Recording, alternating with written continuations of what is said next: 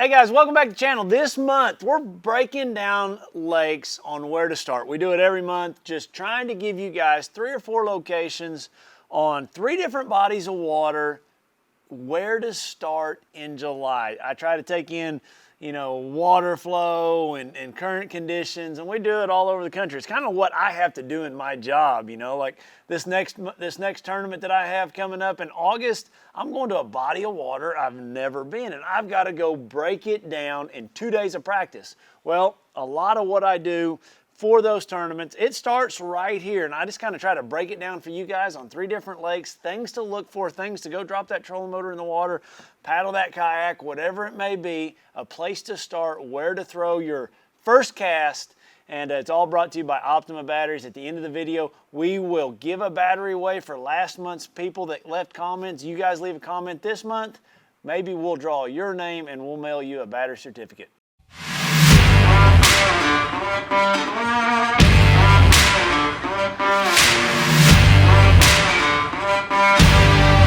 All right, so the lakes that you guys sent in from the comments from the June are kind of interesting. Had a lot of different lakes. It's kind of hard for me not to pick Texoma because I've fished there so many times, but I've actually broke it down a couple times through this video series over the last couple years. A lot of those lakes I actually have probably broke down. Maybe you guys need to do a search if you guys go through there. But a lake I have not broke down is Buckeye Lake in Ohio. Thank you for sending that one in. I've broke down Beaver, but I've not done it in July. This is going to be a tough one. Beaver Lake there in Arkansas. Another lake that I've never broke down is Castle Rock Lake in Wisconsin. I appreciate you guys sending those in. It's going to be challenging. I've spent some time studying them and looking at them. Yeah, these lakes are really interesting. So at the end of the video then, I'm going to go through there and I'll tell you the battery winner from last month, and you guys leave a comment. Be sure you're a subscriber, but let's get off into it. So when I look at Castle Rock Lake, I had to do a double take because it's 3,100 acres. This is right outside of Columbus, Ohio, but the maximum depth is 14 feet. And when I look at it on my sea map, it's shallow, like way shallow, 4, 5, 6 feet. All the way across this thing. I'm shell shocked that it is so shallow. 3,100 acres, right outside of Columbus. It's got to get a tremendous amount of fishing pressure. But with it being shallow, the benefit of that, it's just that much easier to break the lake down because they can't get away from you. When we go to do Beaver Lake, heck, you could catch fish out 50, 60 feet of water, which makes the lake a lot bigger. To break that lake down. We're looking at the watercolor of this lake. It looks really off-colored for the most part year-round. It's kind of interesting too. I've never seen houses and what it looks to me like a levee or a dam. It's got to be a dam. It's got a road all the way around it. It's got docks. There's houses right there on the dam or the levee of this thing. It's really interesting. I've just never seen that before. Whenever you have a dam, they don't ever let anybody around. It looks like right here we've got a spillway device that, this lake's not going to fluctuate very much. The water's going to spill over into here and let it out. Looks like there's another spillway or maybe a gate control down here, right about in here. They've got some sort of gate right here just to the west of Watkins Island. But man, lots of boat docks. But with that said, there's a lot of habitat. Like when you get back up in this Maple Bay, look at the watercolor change. Like protected, it's out of the wind. It's just, man, there's going to be a huge influx of bass that I think spawn in that bay, in the spring. Same thing over here and some of this stuff over here, like all these canals. You can see a really good water change. They're going to be protected from the wind. This is a fairly flat area of Ohio. Just looking at it, it's all farm fields, so wind's really going to affect it in the spring. Thus, waves, thus not having good spawns if you're not in protected areas. So those fish are going to seek these protected areas out. Now, what else happens in these situations is if that wind gets to blowing, it's going to create current. And in these holes, these little neck downs, and this one really stands out to me. That body of water back there, let's see if I can find it right here. It doesn't really show up. Huh, that's weird. It doesn't show up on my sea map. That's the islands, that's the islands. So this is the neck of it. That's interesting. So maybe this thing's fairly new. I wonder, let's just go back in time and look. Oh, cool, we got some grass. I hadn't had grass there in a while. Ah, there it is. That's why it's not showing up on my sea map. Back in 2008, this body of water was not connected to the lake. Isn't that cool? And right there, it's not, they're digging it out. That is so cool. So back in 06, it was a farm field. So we go from 06, here's the lake. Some developer bought this thing, and they're like, I'm going to make a big backwater, and here it is. Okay, now still back to why I'm picking this area. I've got a really narrow opening right here. It's going to flush back and forth with any wind change, or just any wind blowing at all.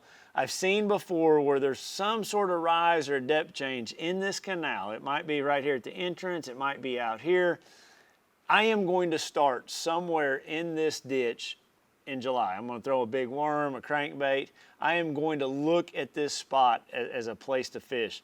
One, I've got spawning habitat too back here, but I've got just an ambush point, a neck down where fish can ambush whatever's coming through there with the current change. So that is definitely one spot to start. It looks to me like at one point this place had grass, and it just, in 2017 it had grass. 19 it had grass. That is cool. It looks like lily pads almost. I'm guessing as shallow as it is, it's going to be lily pads. There's still lily pads in 19. It just doesn't show up very well. That's really cool. Okay, so that's one spot to start. Something else that's going to stand out to me on this body of water is this upper end, where I have got so much potential of fish spawning. Lots of good habitat, lots more fish, potential, numbers of fish, I guess is what I'm talking about, because I've got all these protected canals and stuff that those fish can spawn in. I've got good lily pad fields out here. To me, a place to start is going to be right here in the mouth of this thing. If you had any water flow, it doesn't look like there's much water flow, but I just like the mouth of it. To me, that's a neck down. It's a highway. I've got good water back here in these canals. It's going to have a lot of boat traffic, but like this isolated patch of lily pads right there, this point, or maybe this point or that point. I just like the way it looks back here. To me, that's a spot I was going to start, and it's my video series, and that's why I start there. I like the entrance to this. Like I've seen so many times, these little points in these pad fields can be really, really good. That point right there, that's the stuff that I look for in July on a body of water like this, that it's really, really shallow.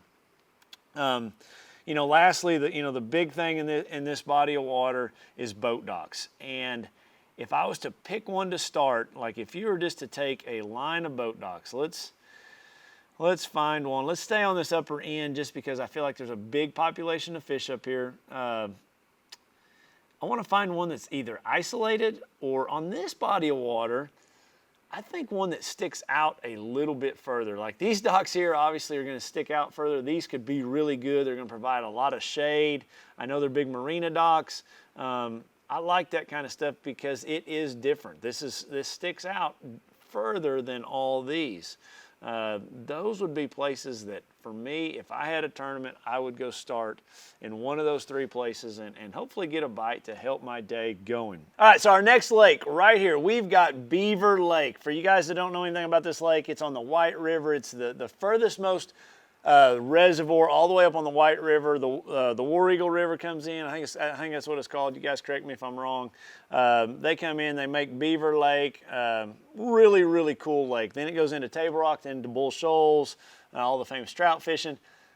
Really clear water, like mega clear water, basically from this prairie, I forget the prairie landing area, all the way down to the dam. Just big, massive body of water, thousands of miles of shoreline, I would say. I mean, it's just so huge. You can get lost in this lake. It's a beautiful lake if anybody has never been there.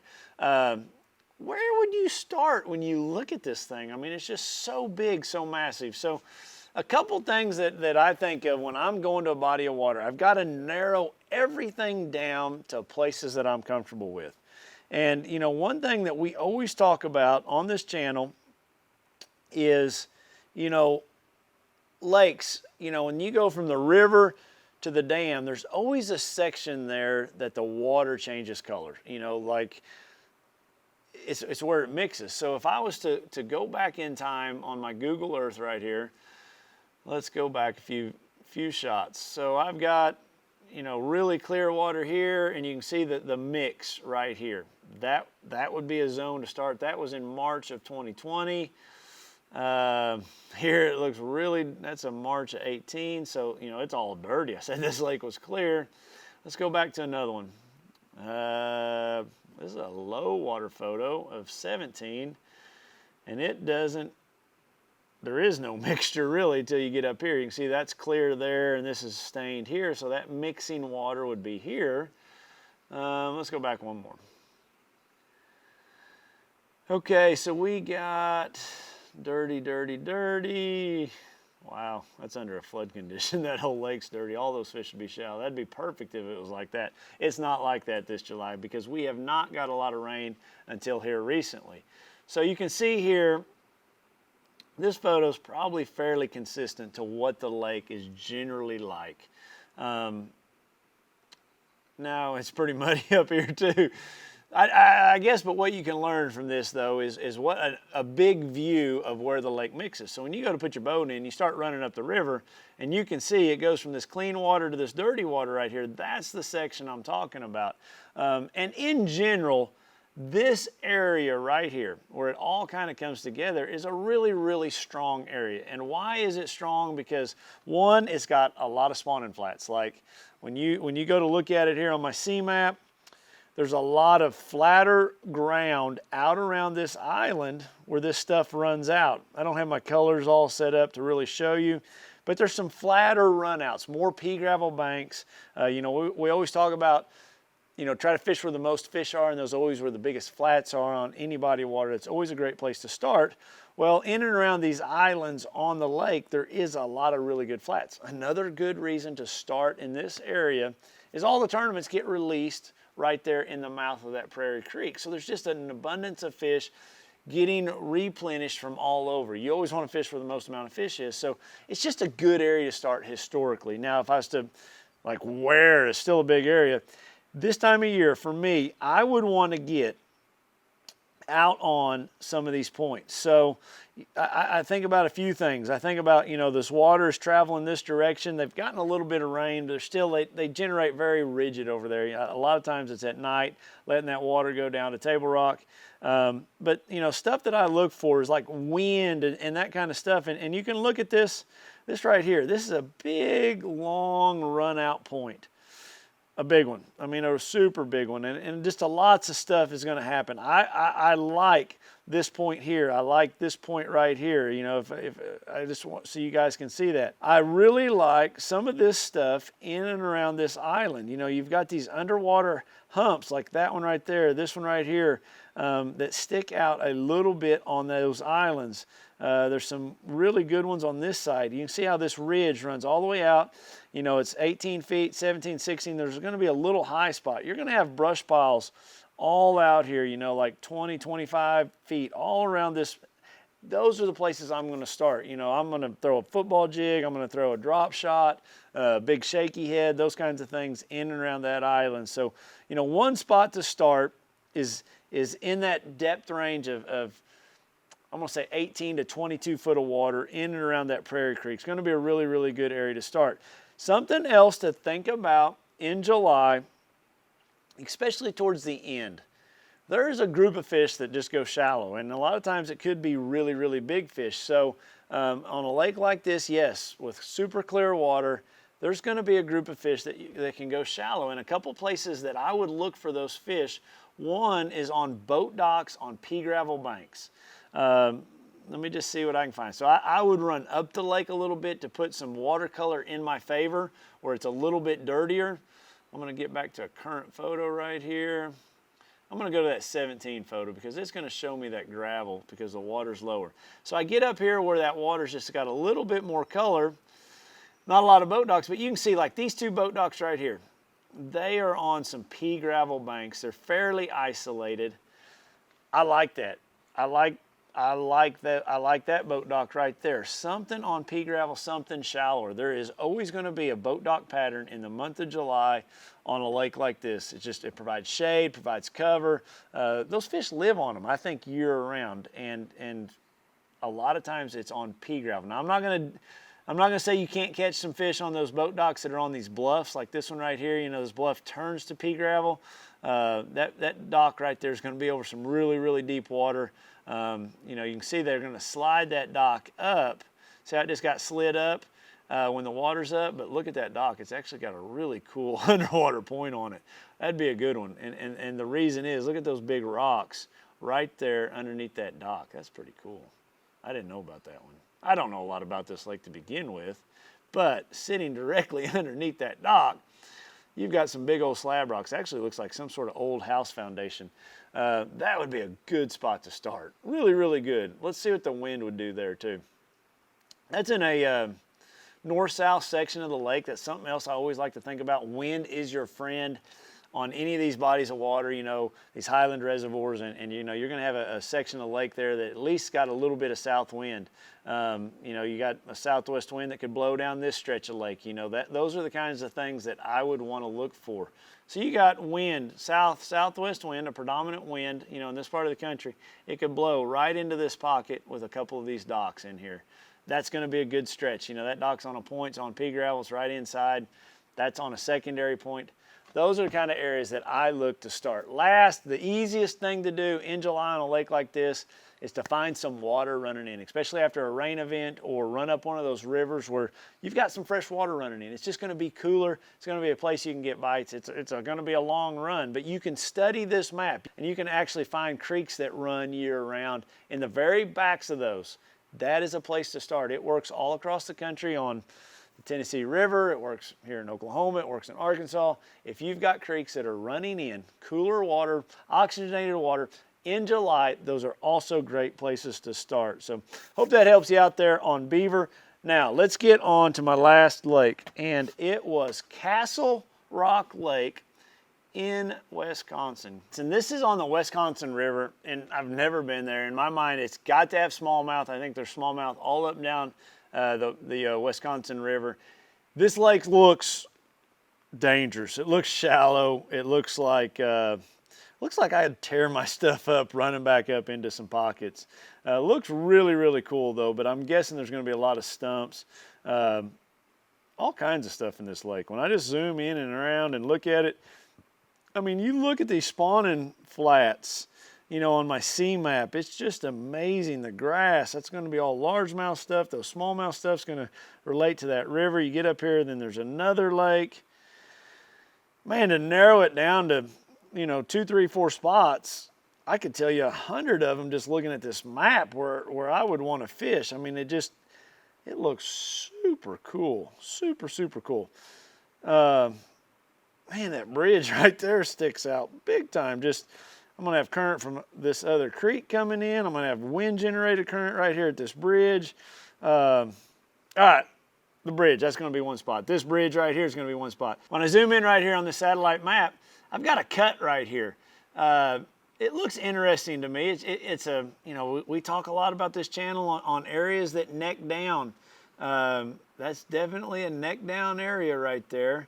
And it's got to have current flowing through it, because I see, when I zoom out, I think water can travel through here and travel through there. Wind is going to push water in and out. This, to me, would be a big spawning bay. It looks like it's got a boat dock in there, so it's going to be open in the spring.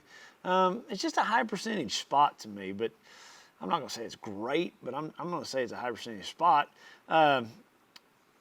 I like, you know, for those smallmouth in July, they're going to be 100% in my mind related to all this current. And when you zoom in on some of this stuff that happens in this river, I would have to check these sandbars. And to me, that looks like they change drastically. You can see how this one runs out, how this one runs out. You don't have to have cover on it. You know, grass would make it better, but not great. To me, I love how these sandbars run out. I'm going to throw a crankbait. I'm going to throw a swing jig, with a pit boss on it. I would just have to check some of these sandbars, and a lot of times it's areas that this current hits, and have a little drop, like a 2 to 3 foot drop. The other thing that I would have to check, for smallmouth and or largemouth, is when you get in some of these runs, like. So this is all super shallow, super shallow. I've got a sandbar right there. I don't know if you guys can see it, but I've got a sandbar there that this current coming this way is hitting. I've got current coming off this way. Those drops like that could be really, really key, for both. But then where these filter out, these come down, and a lot of times you can find some little deep holes, some turns, some cuts, like right here. That current hits this and breaks off. So that's going to be a deeper undercut bank. Granted, that's going to be hard to get to. Same thing right there. That's going to be a little hard bank. You're going to have little 20, 30 yard stretches that could be just dynamite, like hard to get to. That little spot right there. So just to explain it a little bit further, this water, that's going to be hard. In this photo, the water's down. So let's put some, but I can see through it. So that's why I picked it. Here I got the water up a little bit, but this water comes and it hits right there and then has to go off. So that's going to be a 6 inches, a foot deeper. It's going to be a little undercut bank, and that's the kind of things that I look for. Just a one fish spot that I can hit really hard. See how this current comes down? It's going to hit this bank, then hit this bank. So you got that little stretch right there that could be really good. I mean, when I get up in areas like this, to me it just looks awesome, because a fish could spawn in June, the end of May, right in this bay right here, then it pulls out. A fish could spawn right here out of this current, then it pulls out. A fish could spawn right there in that little bay, then he doesn't have to move very far to that current, which really, really cool. This is a cool looking fishery to me. Look at this spawning deal back here. This is all dead end stuff. So it just tells me that they could have a real high percentage spawn. So there's gonna be fish out here at the mouth of this. Spot to start be hard not to look at is the backside of this dam. I mean, that's like a big brick wall, stop sign, fish swimming upstream. I can't tell you how many times. I mean, that to me is like a number one spot to start if I had to.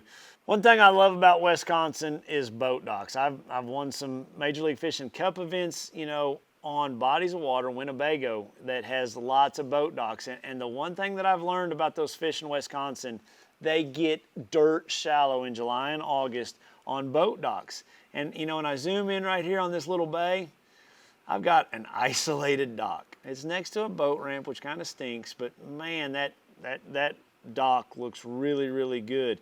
Any stretches of docks that I could find that you're just going to find a stretch that's going to be good, and I would have a super hard time passing up boat docks. Like this stretch right here could be really good. And something else that I would have to think about, there's going to be some ice shelves. I would think this place would freeze over. Well, we know it did. We saw some of that earlier. So a lot of these docks come in and out.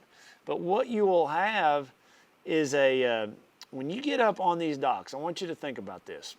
I want to find a shallow dock here. This is just an example. I want to show you something to think about. It may not be true for this exact dock, but it is true somewhere on this lake, I would imagine. It's true on a lot of lakes.